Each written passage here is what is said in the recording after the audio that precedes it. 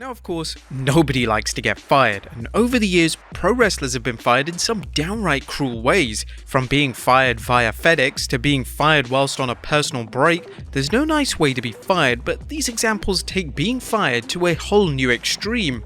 Join us now as Wrestlelamia looks at 10 of the worst ways WWE wrestlers were fired. Be sure to subscribe and hit that notification bell for daily wrestling videos, and follow us on Facebook for exclusive lists. Also check out Wrestlelamia.co.uk and our non-wrestling channel, Incredible.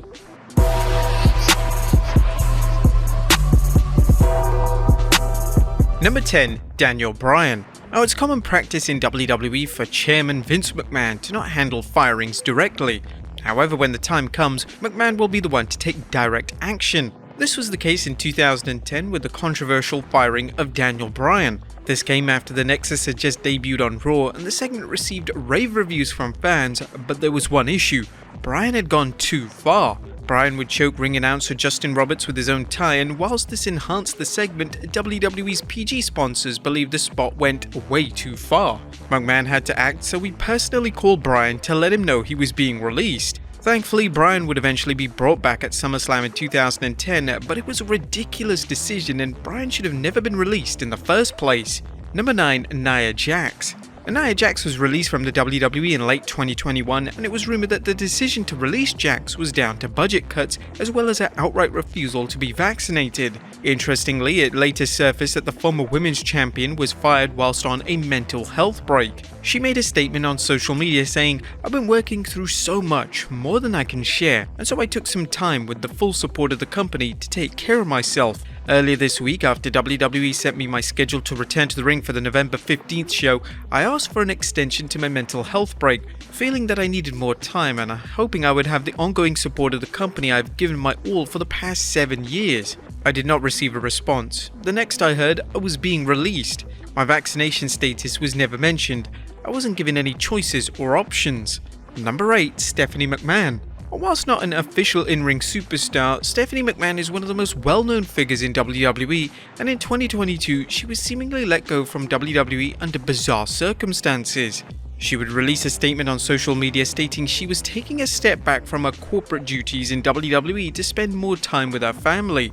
It was then revealed that Vince McMahon himself was directly responsible for his own daughter being let go due to her not being able to meet set goals and objectives. Another report contradicted this, but this report would claim that the WWE themselves planted the fake story of Stephanie being fired as they wanted to produce a smear campaign to ruin her reputation and legacy. Fans were absolutely speechless upon hearing this, and it goes to show that nobody is safe from Vince McMahon's wrath. But things have taken an interesting turn, as Stephanie is now the new interim CEO and chairwoman of WWE, whilst Vince McMahon is under investigation. Number 7. Shane McMahon. Speaking of the McMahon family, it's not just been Stephanie McMahon that has been fired in 2022, as Shane McMahon was also let go by the company. Shane had a huge part in the 2022 Royal Rumble match, and some of his pitches for the match were deemed as being selfish. Shane wanted to be the star of the entire match, and he would even pitch to enter at number 1 and last to the very end. Vince, as well as WWE talents such as Brock Lesnar, hated all of Shane's ideas, and even though most of Shane's ideas were shot down, he still had a great showing in the Rumble. Fans question if Shane needed this spotlight, and the spotlight should without a doubt have gone to a younger star. Vince was personally responsible for firing Shane, as his failings at the Rumble couldn't have gone unpunished. Number 6. Lana. When Lana picked up WWE's call in 2021, she expected the call to be of a positive note. Lana was waiting for a call from WWE to finalize an agreement that would see her featured on a television show outside of WWE. However, Lana quickly realized that she was being let go. This stunned Lana, as she clearly wasn't expecting to be fired, as she was continuously featured on television. And not to mention the outside project she was working on had the backing of WWE. Lana would discuss her firing during an appearance on the Talk Is Jericho show, as she stated, "I got a call from Johnny Ace. Crazy thing is, I thought he was calling me about something completely different, because I can't tell you yet what the show is, but I was offered to do another television show, and so they went through the whole process with WWE, and they approved it. And so I thought he was calling me about more of those details, because that's what we were all discussing the day before, And he's calling you about your 90 days. And I'm like, wait, what? I was like I couldn't even understand. And he's like, I'm calling you about your 90-day, like you're getting released. And I was literally standing right next to a pool. I just like, my heart dropped. My heart dropped. Number 5. Buff Bagwell. Upon Buff Bagwell's WWE debut in 2001, WWE had big plans for the former WCW star. He was charismatic and a perfect fit for WWE. The issue was that he had a horrendous attitude and he was strongly disliked by many. Following a disastrous Raw main event against Booker T, WWE made the bold decision to fire Bagwell, and they would do this in a rather formal environment. Bagwell had a sit-down meeting with key WWE figures including Vince McMahon and Jim Ross, and during this meeting, Bagwell slowly realized that he was being fired. 5 minutes into the meeting, Bagwell would declare, "Are y'all firing me?" And the chairman would respond by saying, "No, we're not firing you, we're releasing you." Number 4. Sean Waltman. Now, it's not just WWE who are fired in a heinous manner, as WCW were also prone for it during the 1990s. Take for instance the WCW firing of Sean Waltman. Eric Bischoff decided to fire Waltman via FedEx to make an example out of him. After Waltman was recovering from an injury at home, Bischoff had grown frustrated with Waltman and he wanted to use Waltman as an example to other talents such as his close friends Kevin Nash and Scott Hall. Bischoff was beginning to get paranoid that talent in WCW were obtaining too much power.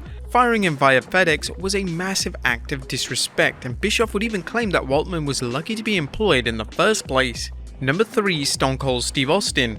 Before Stone Cold Steve Austin became a WWE megastar, he had a run in WCW which ended rather abruptly in 1995. Austin was recovering from an injury when Eric Bischoff called to fire him over the phone. Firing a talent whilst they are injured is always a low blow, but Bischoff justified this firing by claiming that Austin was hard to work with and wasn't marketable as a wrestler. In relation to Austin being difficult to work with, this wasn't supported by any WCW talent at the time, as Austin was well liked backstage. In relation to him not being marketable, his WWE run completely put Bischoff's viewpoint to shame. Number 2. Mickie James. The release of Mickie James received huge backlash from fans. The reason for this backlash was because once James was fired, she received her belongings in a trash bag. This was an act of disrespect, and it was hard to fathom that even WWE would sink this low. Due to the outrage this received, Stephanie McMahon and Triple H would tweet out public apologies to Mickie, and they would even claim that the person responsible had been fired. The trash bag incident also received a ton of anger from Vince McMahon.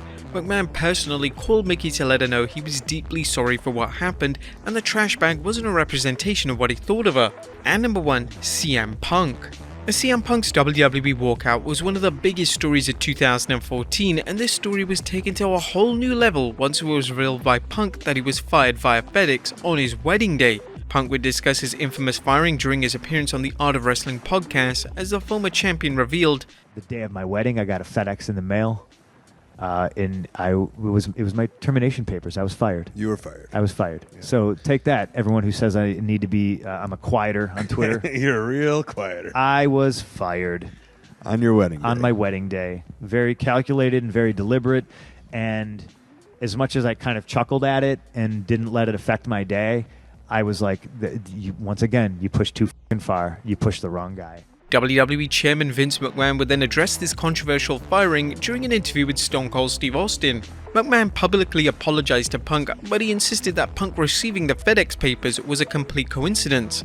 "I would like to do this. I would like to apologize. Sometimes in a big corporation, the legal people don't necessarily know what talent relations are doing, and conversely, Punk got his severance papers moreover on the day he got married.